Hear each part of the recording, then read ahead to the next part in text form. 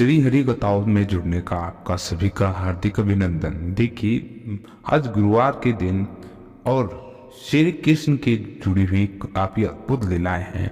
आप जरूर इसका सेवन करें। पौष माह में बहुत ही उत्तम और लाभप्रद बताई गई है श्री हरि से जुड़ी किसी भी प्रकार की कथा को सुनने का या फिर उसका वाचन करने का। तो कृपया पूर्वक आप सावधानी पूर्वक थोड़ा उत्साह और धैर्य बना के रखें और इन कथाओं का आनंद लें। और हम शुरू करते हैं। श्री सुखदेव जी कहते हैं कि परीक्षित, भगवान श्री कृष्ण ने देखा कि महाविषधर कालिय नाग ने यमुना का जल विषैला कर दिया है। तब यमुना जी को शुद्ध करने के विचार से उन्होंने वहां से उस सर्प को निकाल दिया। राजा परीक्षित ने पूछा, ब्राह्मण, भगवान श्री कृष्ण ने यमुना के अगाध जल में किस प्रकार उस सर्प का दमन किया? फिर काले नाग को तो जलचर जीव नहीं था, ऐसी दशा में वे अनेक युगों तक जल में क्यों और कैसे रहा? सो बतलाइए। ब्रह्म स्वरूप महात्मन भगवान अनंत है। वे अपनी लीला प्रकट करके स्वच्छंद विहार करते हैं। गोपाल रूप से उन्होंने जो उद्धार लीला की है तो अमृत स्वरूप है, और भला उसके सेवन से कौन तृप्त हो सकता है? श्री सुखदेव जी ने कहा कि परीक्षित, यमुना में काले नाग का एक कुंड था। उसका जल विष की गर्मी से खौलता रहता था, यहाँ तक कि उसके ऊपर उड़ने वाले पक्षी भी झुलसकर उसमें गिर जाया करते थे। उसके विषैले जल की उताल तरंगों का स्पर्श करके उसकी छोटी छोटी बूंदें लेकर जब वायु बाहर आती और तट के आस घास, दाप, वृक्ष, पशु पक्षी आदि का स्पर्श करती, तब वे उसी समय मर जाते थे। परीक्षित, भगवान का अवतार तो दुष्टों का दमन करने के लिए होता ही है।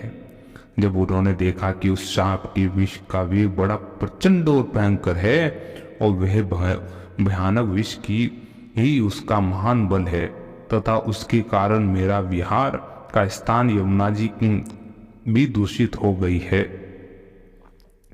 तब भगवान श्री कृष्ण अपनी कमर का फेंटा कसकर एक बहुत ऊंचे कदम के वृक्ष पर चढ़ गए तो वहां से ताल ठोककर उस विषैले जल में कूद पड़े। यमुना जी का जल सांप के विष के कारण पहले से ही खोल रहा था और उसकी तरंगे लाल, पीली और अत्यंत भयंकर उठ रही थी। पुरुषोत्तम भगवान श्री कृष्ण के कूद पड़ने से उसका जल और भी उछलने लगा और उस समय तो कालिया दह का जल इधर उधर छलक कर 400 हाथ तक फैल गया और अचिंत्य अनंत बलशाली भगवान श्री कृष्ण के लिए इसमें कोई आश्चर्य की बात नहीं है। प्रिय परीक्षित, भगवान श्री कृष्ण कालिय देह में कूदकर अतुल बलशाली मतवाले गजराज के समान जल उछालने लगे। इस प्रकार जल क्रीड़ा करने पर उनकी भुजाओं की टक्कर से जल में बड़े जोर का शब्द होने लगा। आंख से ही सुनने वाले काले नाग ने वह आवाज सुनी और देखा कि कोई मेरे निवास स्थान का तिरस्कार कर रहा है। उसे यह सहन न हुआ और वह चिढ़कर भगवान श्री कृष्ण के सामने आ गया। उसने देखा कि सामने एक सांवला सलोना बालक है। वर्षाकालीन मेघ के समान अत्यंत सुकुमार शरीर है। उसमें लगकर आंखें हटने का नाम ही नहीं लेती। उसके वक्ष स्थल पर एक सुनहली रेखा और श्रीवत्स का चिन्ह है और वह पीले रंग का वस्त्र धारण किए हुए है। बड़े मधुर और मनोहर मुख पर मंद मंद मुस्कान और अत्यंत शोभायमान हो रही है। चरण इतने सुकुमार और सुंदर है कि मानो कमल की गद्दी हो। इतना आकर्षक रूप होने पर भी जब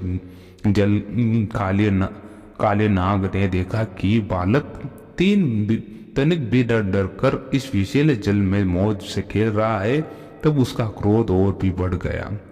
उसने श्री कृष्ण को मर्म स्थानों में डसकर अपने शरीर के बंधन से जकड़ लिया। भगवान श्री कृष्ण नाग पास में बंधकर निश्चेत हो गए और ये देखकर उनके प्यारे सखा ग्वालपाल बहुत ही पीड़ित हुए और उसी समय दुख पश्चाताप व भय से मूर्छित होकर पृथ्वी पर गिर पड़े। क्योंकि उन्होंने अपने शरीर और सौहार्द, धन संपत्ति, स्त्री पुरुष, भोग और कामनाएं सब कुछ भगवान श्री कृष्ण को समर्पित कर रखा था। गाय, बैल, बछिया और बछड़े बड़े दुख से डकराने लगे और श्री कृष्ण और भी उनकी टकटकी बंद रही थी। वे डरकर इस प्रकार खड़े हो गए कि मानो रो रहे हो, और उस समय उनका शरीर हिलता डोलता तक नहीं था। इधर वज्र से पृथ्वी, आकाश और शरीर में बड़े भयंकर भयंकर तीनों प्रकार के उत्पात उठ खड़े हुए, जो इस बात की सूचना दे रही थी कि बहुत ही शीघ्र कोई अशुभ घटना घटने वाली है। नंद बाबा आदि गोपों ने पहले तो उन अपशकुनों को देखा और पीछे से यह जाना कि आज श्री कृष्ण बिना बलराम की ही गाय चराने चल गए। वे भय से व्याकुल हो गए और भगवान का प्रभाव नहीं जानते थे, इसलिए उन अपशकुनों को देखकर उनके मन में यह बात आई कि आज तो श्री कृष्ण की मृत्यु ही हो गई है। वे उसी क्षण दुख, शोक, भय से आतुर हो गए। क्यों न हो श्री कृष्ण भी उनके प्राण, मन और सर्वस्व जो थे। प्रिय परीक्षित, वज्र के बालक, वृद्ध और स्त्रियों का स्वभाव गायों जैसा भी वात्सल्यपूर्ण था। वे मन में ऐसी बात आते ही अत्यंत दीन हो गए, अपने प्यारे कन्हैया को देखने की उत्कट लालसा से घर द्वार छोड़कर निकल पड़े, और बलराम जी स्वयं भगवान के स्वरूप और सर्वशक्तिमान थे। उन्होंने जब व्रजवासियों को इतना कातर और इतना आतुर देखा, तब उन्हें हंसी आ गई, और परंतु वे कुछ बोले नहीं, चुप ही रहे, क्योंकि वे अपने छोटे भाई श्री कृष्ण का प्रभाव भली भांति जानते थे। ब्रजवासी अपने प्यारे श्री कृष्ण को ढूंढने लगे और कोई अधिक कठिनाई न हुई, क्योंकि मार्ग में उन्हें भगवान के चरण चिन्ह मिलते जाते थे, क्यों जो कमल, अंकुश आदि से युक्त होने के कारण उन्हें पहचान हो जाती थी। इस समय इस प्रकार वे यमुना तट की ओर जाने लगे, और परीक्षित मार्ग में वो और दूसरों के चरण चिन्हों के बीच बीच में भगवान के चरण चिन्ह भी दिख जाते थे। उनके कमल, जो अंकुश, वज्र और ध्वजा के चिन्ह बहुत ही स्पष्ट थे, उन्हें देखते हुए वे बहुत शीघ्रता से चले, और उन्होंने दूर से ही देखा कि काले देह में काली नाग के शरीर से बंधे हुए श्री कृष्ण चेष्टाहीन हो रहे हैं, और कुंड के किनारे ग्वाल बाल अचित हुए पड़े हैं, और गोए, बैल, बछड़े आदि बड़े आर्त स्वर में डकरा रहे हैं। यह सब देखकर वे सब गोप अत्यंत व्याकुल और अंत में मूर्छित हो गए।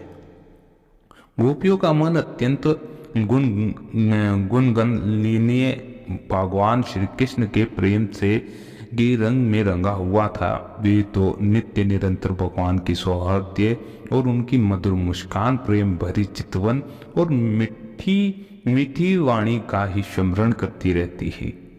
जब उन्होंने देखा कि हमारे प्रियतम भगवान श्याम सुंदर को काले सांप ने जकड़ रखा है, तब तो उनके हृदय में बड़ा ही दुख और बड़ी ही जलन हुई। अपने प्राण वल्लभ जीवन सर्वस्व में लिए बिना उन्हें तीनों लोग सुने दिखने लगे। माता यशोदा तो अपने लाडले लाल के पीछे काली दह में कूदने ही जा रही थी, और परंतु गोपियों ने उन्हें पकड़ लिया। उनके हृदय में वैसे भी ही पीड़ा थी कि उनकी आंखों से ही आंसू की झड़ी लगी हुई थी। सबकी आंखें श्री कृष्ण के मुख कमल पर लगी थी, जिनके शरीर में चेतना थी, और वे वज्र मोहन श्री कृष्ण की पूतना वध आदि की प्यारी प्यारी ऐश्वर्य की लीलाएं कह कहकर यशोदा जी को धीरज बांधने लगी, और तब अधिकांश तो मुर्दे की तरह पड़े ही गिर गई थी, और परीक्षित, नंद बाबा आदि के जीवन प्राण तो श्री कृष्ण थे।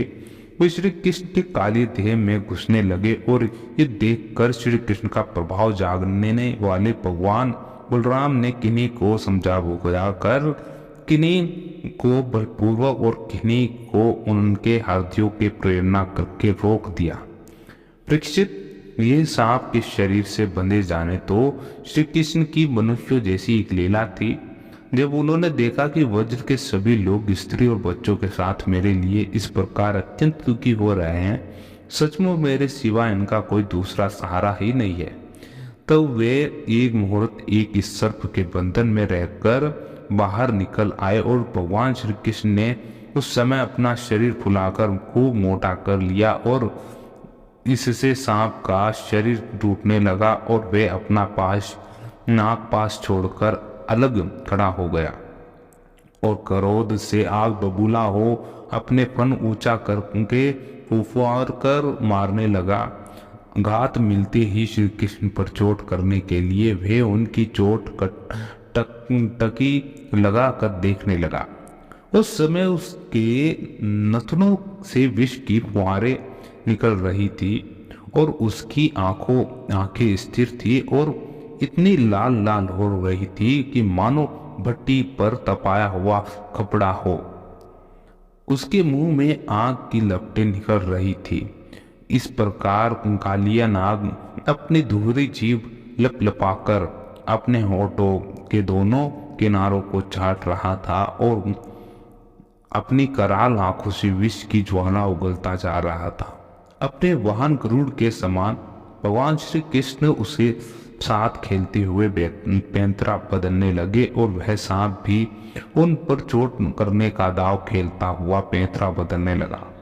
इस प्रकार पैंतरा बदलते बदलते उसका बल क्षीण हो गया। तब भगवान श्री कृष्ण ने उसके बड़े बड़े सिरों की तन की दबा दी और उछल उछल कर उन पर सवार हो गए और काली नाग के मस्तकों पर बहुत सी लाल लाल मणियां थी।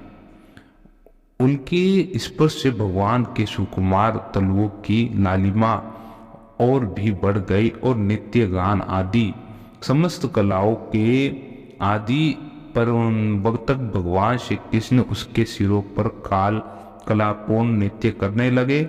भगवान के प्यारे भक्त गंधर्व संगीताचारण और देवंगनाओं ने जब देखा कि भगवान नृत्य करना चाहते हैं तब वे बड़े प्रेम से मृदंग, ढोल, नगारे आदि बाजी बजाते हुए सुंदर सुंदर गीत गाते हुए पुष्प की वर्षा करते हुए अपने को निछावर करते हुए भेंट ले लेकर उसी समय भगवान के पास आ गए। परीक्षित, काली नाग के 101 सिर थे।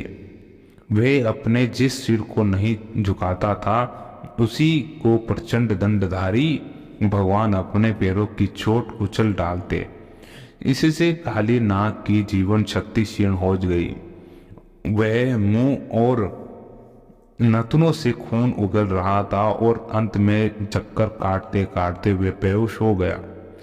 तनिक भी चेत होता तो वह अपनी आंखों से विष उगलता और क्रोध के मारे जोर जोर से पुकार मारने लगता। इस प्रकार वे अपने सिरों में से जिस सिर को ऊपर उठाता उसी को नाचते हुए भगवान श्री कृष्ण अपने चरणों की ठोकर में झुकाकर रौंद डालते। उसी समय पुराण पुरुषोत्तम भगवान श्री कृष्ण चरणों पर जो खून की बूंदें पड़ती थी उनसे ऐसा मालूम होता मानो रक्त पुष्प से उनकी पूजा की जा रही हो। परीक्षित, भगवान के इस अद्भुत तांडव नृत्य से काली का फन रूप छत्ते छिन्न भिन्न हो गए और उसका एक एक अंग चूर चूर हो गया और मुंह से खून की उल्टी होने लगी और अब उसे सारे जगत के आदि शिक्षक पुराण पुरुष भगवान नारायण की स्मृति हुई। वह मन भगवान की शरण में गया और भगवान श्री कृष्ण के उदर में संपूर्ण विश्व है, इसलिए उनकी भारी बोझ से काली नाग के शरीर की एक एक गांठ ढीली पड़ गई और उनकी एड़ियों की चोट से उसके छत्र के समान फन छिन्न भिन्न हो गए। अपने पति की यह दशा देखकर उसकी पत्नियां भगवान की शरण में आई और वे अत्यंत आतुर हो रही थी कि भय के मारे उनके वस्त्राभूषण अस्त व्यस्त हो रहे थे। केश की चोटियों भी बिखर रही थी और ये उस समय उन साध्वी नाग पत्नियों के चित्त में बड़ी घबराहट थी। अपने बालकों को आगे करके वे पृथ्वी पर लौट गई और हाथ जोड़कर उन्होंने समस्त प्राणियों के एकमात्र स्वामी भगवान श्री कृष्ण को प्रणाम किया और भगवान श्री कृष्ण को शरणागत वस्त्र जानकर अपने अपराधी पति को छुड़ाने की इच्छा से उन्होंने उनकी शरण ग्रहण की। नाग पत्नियों ने कहा कि प्रभु, आपका यह अवतार ही दुष्टों को दंड देने के लिए हुआ है, इसलिए इस अपराधी को दंड देना सर्वथा उचित है। आपकी दृष्टि में शत्रु और पुत्र का कोई भेदभाव नहीं है, इसलिए आप जो किसी को दंड देते हैं वे उसके पापों का प्रायश्चित कराने और उसका परम कल्याण करने के लिए ही है। आपने हम लोगों पर यह बड़ा ही अनुग्रह किया है कि यह तो आपका कृपा प्रसाद ही है। क्योंकि आप जो दुष्टों को दंड देते हैं उससे उनके सारे पाप नष्ट हो जाते हैं। इस सत्य के अपराधी होने में तो कोई संदेह ही नहीं है। यदि यह अपराधी न होता तो इसे सर्प की योनि ही क्यों मिलती। इसलिए हम सच्चे हृदय से आपकी इस क्रोध को भी आपका अनुग्रह ही समझते हैं। अवश्य ही पूर्व जन्म में इसने स्वयं मान रहित होकर दूसरों का सम्मान करते हुए कोई बहुत बड़ी तपस्या की है, अथवा सभी जीवों पर दया करके हुए इसने कोई बहुत बड़ा ही धर्म किया है। तभी तो आप इसके ऊपर संतुष्ट हुए हैं, क्योंकि सर्व जीव स्वरूप आपकी प्रशंसा का यही उपाय है। भगवान, हम नहीं समझ पाती कि यह इसकी किसी साधना का फल है जो ये आपके चरण कमलों की धूल का स्पर्श पाने का अधिकारी हुआ है। आपके चरणों की रज इतनी दुर्लभ है कि उसके लिए आपकी अर्धांगिनी लक्ष्मी जी को भी बहुत दिनों तक समस्त भोगों का त्याग करके नियमों का पालन करते हुए तपस्या करनी पड़ी थी। प्रभु, आपके चरणों की धूलि की शरण लेते हैं और वे भक्त जन स्वर्ग का राज्य या पृथ्वी का बादशाही नहीं चाहते, न तो रसातल का ही राज्य चाहते हैं, न तो ब्रह्मा का पद ही लेना चाहते हैं। उन्होंने अणिमादि योग सिद्धियों की ही चाह नहीं होती है और यहाँ तक कि वे जन्म मृत्यु को छुड़ाने वाला केवल मोक्ष भी नहीं चाहते। स्वामी, यह नागराज तमोगुणी योनि में उत्पन्न हुआ है और अत्यंत क्रोधी है, फिर भी इसे आपकी वह परम पवित्र चरण रज प्राप्त हुई है जो दूसरों के लिए सर्वथा दुर्लभ है, जिसको प्राप्त करने की इच्छा मात्र से ही संसार चक्र में पड़े हुए जीव को संसार के वैभव संपत्ति की तो बात ही क्या, मोक्ष की भी प्राप्ति हो जाती है। प्रभु, हम आपको प्रणाम करती हैं और आप अनंत और अचिंत्य ईश्वरी के नित्य निधि हैं। आप सबके अनंत अंतःकरण में विराजमान होने पर अत्यंत हैं और आप समस्त प्राणियों और पदार्थों के आश्रय तथा सब पदार्थों रूपों में भी विद्यमान हैं। आप प्रकृति से परे स्वयं परमात्मा हैं। आप सब प्रकार के ज्ञान अनुभव खजाने हैं। आपकी महिमा और शक्ति अनंत है। आपका स्वरूप अप्राकृतिक दिव्य चिन्मय है। आपका गुणों एवं विकारों का आप कभी स्पर्श ही नहीं करते। आप ही ब्रह्मा हैं। हम आपको नमस्कार कर रही हैं। आप प्रकृति में शोभ उत्पन्न करने वाले काल हैं, काल शक्ति के आश्रय हैं और काल के क्षणकल्प आदि समस्त अवयवों के साक्षी हैं। आप विश्व रूप होते हुए भी उससे अलग रहकर उसकी दृष्टा है। आप उसके बनाने वाले निमित्त कारण तो हैं ही और उसके रूप में बनने वाले उपादान कारण भी हैं। प्रभु, पंचभूत उनकी तन्मात्राएं और इंद्रियां, प्राण, मन, बुद्धि और इन सब का खजाना चित्त, ये सब आप ही हैं। तीन गुणों और उनके कार्यों में होने वाले अभिमान के द्वारा आपने अपने साक्षात्कार को छिपा रखा है और आप देश, काल और वस्तुओं की सीमा से बाहर अनंत हैं। सूक्ष्म से भी सूक्ष्म और कार्य कारणों के समस्त विकारों में भी एक रस विकार रहित और सर्वज्ञ है। ईश्वर है कि नहीं, सर्वज्ञ है कि अल्पज्ञ इत्यादि अनेक मतभेदों के अनुसार आप उन मतवादियों को उन्हीं रूपों में दर्शन देते हैं। समस्त शब्दों के अर्थ के रूप में तो आप हैं ही, शब्दों के रूप में भी, तथा उन दोनों का संबंध जोड़ने वाली शक्ति भी आप ही हैं। आप को नमस्कार। प्रत्यक्ष अनुमान आदि जितने भी प्रमाण हैं उनको प्रमाणित करने वाले मूल आप ही है। समस्त शास्त्र आपसे ही निकले हैं और उनका आपका ज्ञान स्वतः सिद्ध है, और आप ही मन को लगाने की विधि के रूप में और सबको सब कहीं से हटा लेने की आज्ञा के रूप में प्रवृत्ति मार्ग और निवृत्ति मार्ग है। इन दोनों के मूल वेद भी स्वयं आप ही है। हम आपको बार बार नमस्कार करती हैं। आप शुद्ध सत्वमय वसुदेव के पुत्र वासुदेव और संकर्षण और प्रद्युम्न और अनिरुद्ध भी हैं। इस प्रकार चतुर्व्यूह के रूप में आप भक्तों और यादवों के स्वामी और श्री कृष्ण हम आपको नमस्कार करती हैं। आप अंतःकरण और उसकी वृत्तियों के प्रकाशक हैं और उन्हीं के द्वारा अपने आप को ढक रखे हैं। उन अंतःकरण और वृत्तियों के द्वारा ही आपके स्वरूप का कुछ कुछ संकेत भी मिलता है। आप इन गुणों और उनकी वृत्तियों के साक्षी और स्वयं प्रकाश हैं। हम आपको नमस्कार करती हैं। आप मूल प्रकृति में नित्य विहार करते रहते हैं और समस्त स्थूल और सूक्ष्म जगत की सिद्धि आप में ही होती है। हसीकेश, आप मननशील आत्माराम हैं। मौन ही आपका स्वभाव है। आपको हमारा नमस्कार।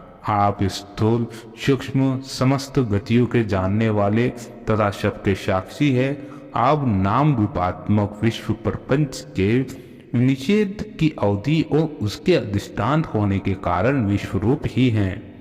आप विश्व के अभ्यास और वाद के साक्षी है एवं ज्ञान के द्वारा उसकी सत्य ध्वम भ्रांति एवं स्वरूप ज्ञान के द्वारा उसकी आत्यंतिक निवृत्ति के भी कारण है। आपको हमारा नमस्कार।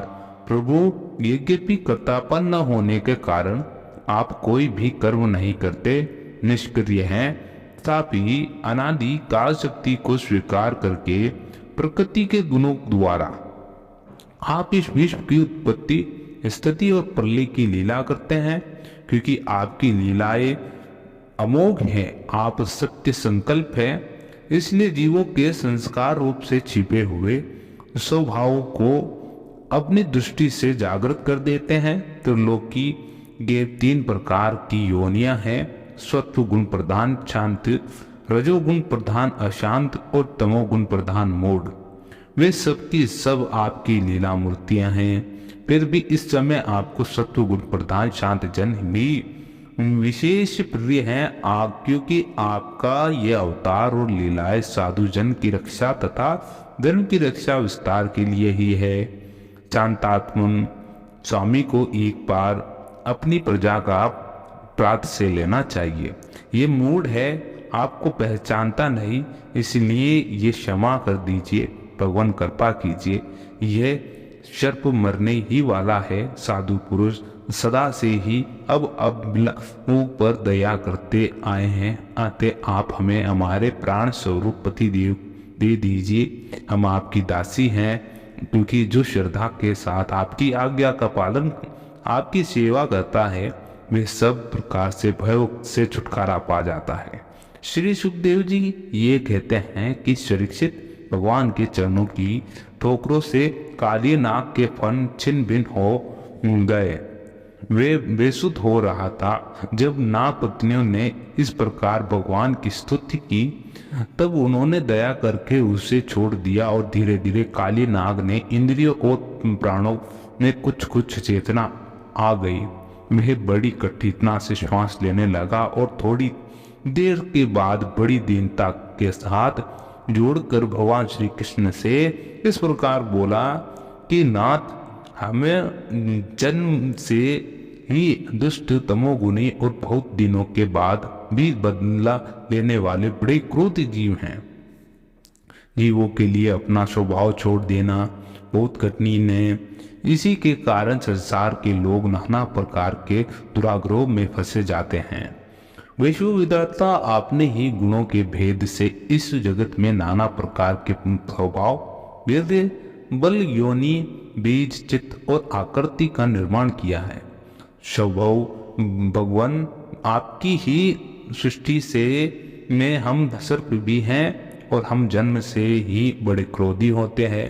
हम इस माया के चक्कर में स्वयं मोहित हो रहे हैं, फिर हमने परिवर्तन में इस दुष्टस्य माया का त्याग कैसे करें? आप सर्वज्ञ और समस्त जगत के स्वामी, आप ही हमारे स्वामी और इस माया के कारण हैं। अब आप अपने इच्छा से जैसा ठीक समझे कृपया कीजिए या दंड दीजिए।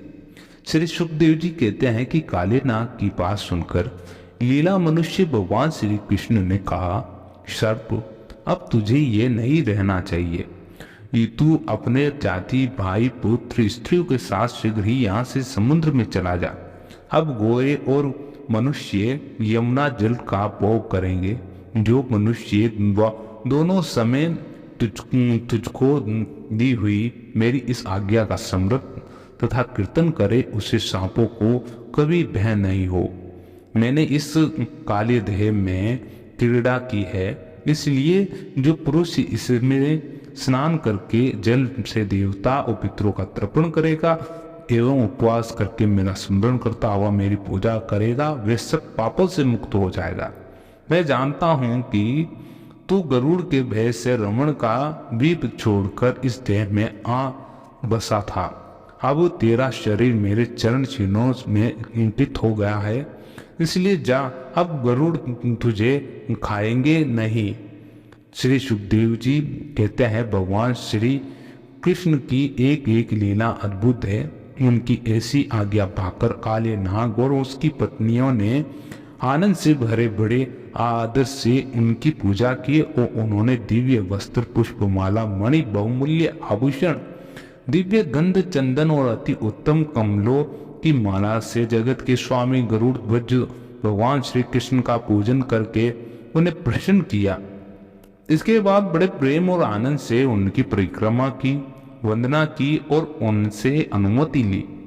तब अपनी पत्नियां और पुत्र, बंधु बांधवों के साथ रमण द्वीप की, जो समुद्र में सर्पों में रहने का एक स्थान है, यात्रा की। लीला मनुष्य भगवान श्री कृष्ण की कृपा से यमुना जी का जल केवल विषेण ही नहीं बल्कि उसी समय अमृत के समान मधुर हो गया।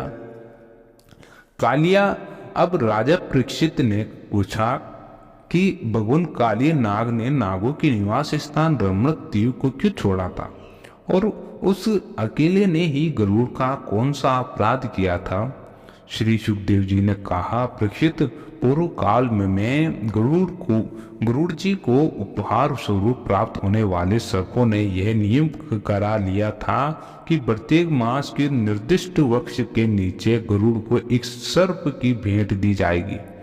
इस नियम के अनुसार प्रत्येक अमावस्या को सारे सर्प अपनी रक्षा के लिए महात्मा गरुड़ जी को अपना अपना भाग देते हैं। उन सर्पों में क्रोध का पुत्र काले नाग अपने विष और बल के घमंड में से मतवाला हो रहा था। उसने गरुड़ का तिरस्कार करके स्वयं को बलि देना दूर रहा, दूसरे सांपों को जो गरुड़ की बलि देते और उसे भी खा लेता। परीक्षित, ये सुनकर भगवान के प्यारे पार्षद शक्तिशाली गरुड़ को बड़ा क्रोध आया, इसलिए उन्होंने काले नाग को मार डालने के विचार से बड़े वेग से उस पर आक्रमण किया। विषधर काली नाग जब देखा कि गरुड़ बड़े वेग से मुझ पर आक्रमण करने आ रहे हैं, तब वे अपने 101 फण फैलाकर डसने के लिए उन पर टूट पड़ा। उसके पास शस्त्र थे केवल दांत, इसलिए और उसने दांतों से गरुड़ को डस लिया। उस समय वह अपनी भयावनी जीभें लपलपाता रहा और उसकी सांस लंबी चल रही थी और आंखें बड़ी डरावनी जान पड़ती थी। त्राक्ष नंदन गरुड़ जी विष्णु भगवान के वाहन हैं, उनका वेग और पराक्रम भी अतुलनीय है। काले नाग की यह ढिठाई देखकर उनका क्रोध भी बढ़ गया। उन्होंने उसे अपने शरीर से झटक कर फेंक दिया और अपने सुनहले बाएं पंख से काली नाग पर बड़े जोर से प्रहार किया। उनके पंख की चोट से काली नाग घायल हो गया और वह घबरा कर वहां से भागा और यमुना जी के उस कुंड में चला गया। यमुना जी का ये कुंड गरुड़ जी के लिए अगम्य था और साथ ही भी इतना गहरा था कि उसमें दूसरे लोग भी नहीं जा सकते थे। इसी स्थान पर एक दिन शुद्धात्रु गरुड़ ने तपस्वी सौभ्री के मना करने पर भी अपने अभिष्ट भक्ष्य मत्स्य को बलपूर्वक पकड़कर खा लिया। अपने मुखिया मत्स्य राज के मारे जाने के कारण मछलियों को बड़ा कष्ट हुआ। वे अत्यंत दीन व्याकुल हो गई। उनकी ये दशा देखकर महर्षि सौभ्री को बड़ी दया आई। उन्होंने उस कुंड में रहने वाली सब जीवों की भलाई के लिए गरुड़ को ये शाप दे दिया, यदि गरुड़ फिर कभी इस कुंड में घुसकर मछलियों को खाएगा तो इसी क्षण प्राणों के हाथ धो बैठेंगे। मैं ये सत्य सत्य कहता हूँ। परीक्षित, महर्षि सौभ्री के इस शाप की बात काली नाग के सिवा और कोई शाप नहीं जानता था, इसलिए वे गरुड़ के भय से वहां रहने लगा था। और अब भगवान श्री कृष्ण ने उसे निर्भय करके वहां के रमणक द्वीप में भेज दिया।